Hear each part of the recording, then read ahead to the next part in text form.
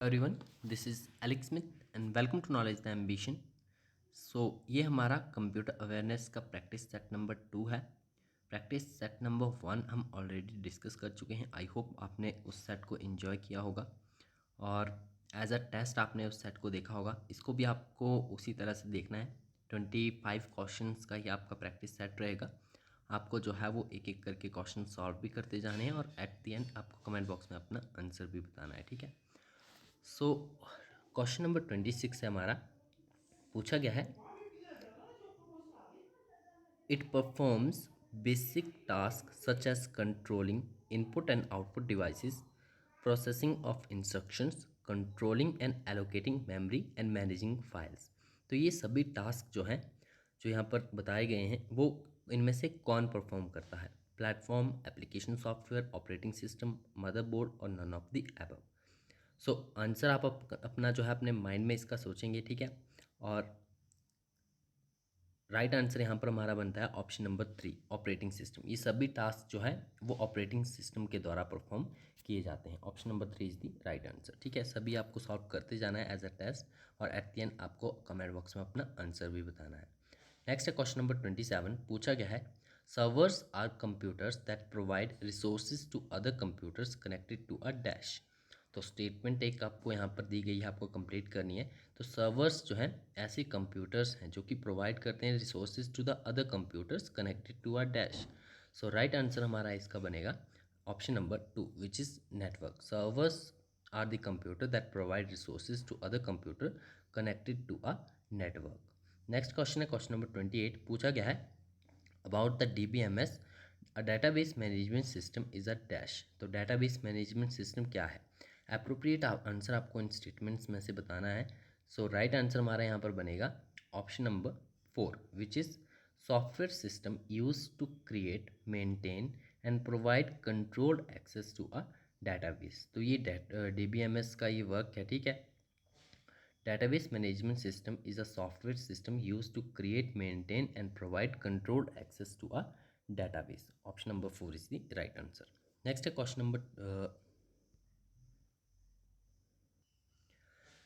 29। पूछा गया है, when data changes in multiple list and all list are not updated, this causes dash।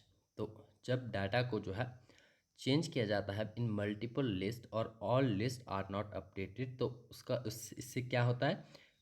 ये कारण बनता है आपका डाटा इनकन्सिस्टेंसी का। Option 4 is the right answer. Question number 30 है, words that a programming language has set aside for its own use. तो programming language के द्वारा जो आपके वर्ड्स होते हैं, स्पेसिफिक वर्ड जो कि इसके खुद के यूज़ के लिए होते हैं, वो कौन से वर्ड होते हैं, ठीक है, उन्हें हम क्या कहते हैं?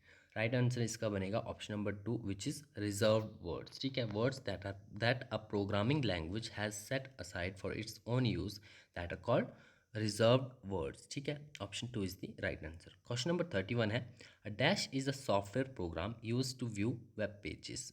तो कौन सा जो है एक सॉफ्टवेयर प्रोग्राम है जो कि यूज़ किया जाता है to view web pages? So right answer बनेगा हमारा option number 4 which is browser. Question number 32 है, you must install dash on a network if you want to share a broadband internet connection.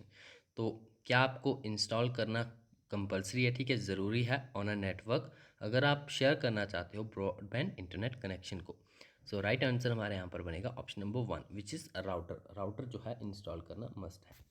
Question number 33 है, which term identifies a specific computer on the web and the main page of the entire site. तो कौन सी term जो है वो identify करती है एक specific computer को on a web and the main page of the entire site? So right answer हमारा बनेगा option number 1 which is URL। URL की फुल फॉर्म क्या होती है आप मुझे कमेंट बॉक्स में बताइए, ठीक है। क्वेश्चन नंबर 34 है, which one of the following is a valid binary number. इनमें से कौन सा जो है एक वैलिड बाइनरी नंबर है? तो बाइनरी नंबर क्या होते हैं ये आपको पता होना ज़रूरी है, तभी आप आइडेंटिफाई कर पाओगे। सो राइट आंसर हमारा क्या बनेगा यहाँ पर ऑप्शन नंबर 3 विच इज़ 10101। आपको पता होगा बाइनरी नंबर्स जो हैं हमेशा 10 की फॉर्म में ही आते हैं, 01 की फॉर्म में ही आते हैं, ठीक है। तो option 3 is the right answer. Question number 35 है, पूछा गया है, process to verify the user name and password is known as. तो वेरीफाई करना यूज़र नेम और पासवर्ड को ये प्रोसेस क्या कहलाता है? तो राइट आंसर है हमारा option number 3 which is authentication. Authentication में ही आपको जो है आपका यूज़र नेम और पासवर्ड जो आप वेरीफाई करते हो, ठीक है, इस प्रोसेस को हम ऑथेंटिकेशन कहते हैं। क्वेश्चन नंबर 36 है the unit of speed used for super computer is. तो सुपर कंप्यूटर्स में कौन सी यूनिट जो है वो स्पीड की यूज़ की जाती है? सो राइट आंसर हमारा option number 2 which is flops. Flops की भी एक फुल फॉर्म बनेगी, तो ये भी आप मुझे कमेंट बॉक्स में बताएंगे। ये दूसरा क्वेश्चन है जो आपको कमेंट बॉक्स में बताना है, ठीक है। पहली यूआरएल की फुल फॉर्म और दूसरी फ्लॉप्स की, ठीक है। क्वेश्चन नंबर 37 है, पूछा गया है HTTP स्टैंड्स फॉर। तो HTTP की फुल फॉर्म आपको यहाँ पर बतानी है। राइट आंसर बनेगा इसका option number 1 which is hyper text transfer protocol. Most common question है, ठीक है। नेक्स्ट है क्वेश्चन नंबर 38। पूछा गया है 23 will be written in binary as. तो आपको जो है वो एक बीच में हमने एक चैप्टर डिस्कस किया, आई थिंक चैप्टर नंबर 4 या 5, जिसमें आपको कन्वर्जन जो है वो मैंने अच्छी तरह से बताया है, आई थिंक, कि किस तरह से जो है हम कन्वर्ट करते हैं बाइनरी टू डेसिमल और डेसिमल टू बाइनरी, किस तरह से हमें कन्वर्ट करना है, ठीक है। तो 23 को अगर हमने बाइनरी में कन्वर्ट करना है तो ये बाइनरी में किस तरह से लिखा जाएगा, तो आप इसे प्रैक्टिकली जो है अपने कॉपी पर कर सकते हो, किस तरह से आपको कन्वर्ट करना है, उसके बाद इसका आंसर आप दे सकते हो, ठीक है। क्वेश्चन नंबर 38 है, तो राइट आंसर इसका ऑप्शन नंबर 1 बनेगा। 23 को हम बाइनरी में 10111 की फॉर्म में लिखेंगे, ठीक है। क्वेश्चन नंबर 39 है which one of the following is a good password. तो इनमें से जो है वो कौन सा एक अच्छा पासवर्ड माना जाएगा? सो राइट आंसर बनेगा option number 4 which is time pass, फिर आपका साइन ऑफ एंड देन 09। तो ये एक अच्छा पासवर्ड जो है कॉम्बिनेशन है, ठीक है, नंबर्स, डिजिट्स और सिंबल्स का, ठीक है। तो ये एक अच्छा पासवर्ड माना जाएगा। क्वेश्चन नंबर 40 है memory is also known as temporary memory. तो इनमें से कौन सी मेमोरी को हम टेम्परेरी मेमोरी भी कहते हैं? राइट आंसर हमारा option number 2 which is RAM, random access memory is also called a temporary memory. Question number 41 है which of the following is correct syntax of a URL। तो इनमें से कौन सा जो है वो एक करेक्ट सिंटैक्स है URL का? तो राइट आंसर हमारा बनेगा option number 1 which is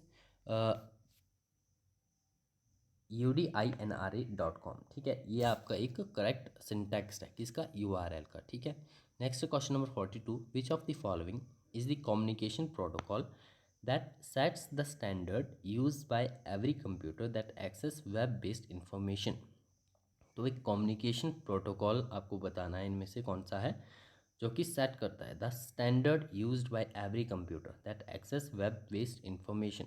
so right answer बनेगा हमारा option number 3 which is HTTP hyper text transfer protocol. Question number 43 है which program will you use to write a business letter. आपको एक business letter लिखना है, तो इनमें से कौन सा प्रोग्राम जो है आप यूज़ करोगे? सो राइट आंसर हमारा यहाँ पर बनेगा option number 1 which is MS word. MS word का इस्तेमाल किया जाएगा to write a business letter. Question number 44 है, पूछा गया है an operating system is set to be multitasking if.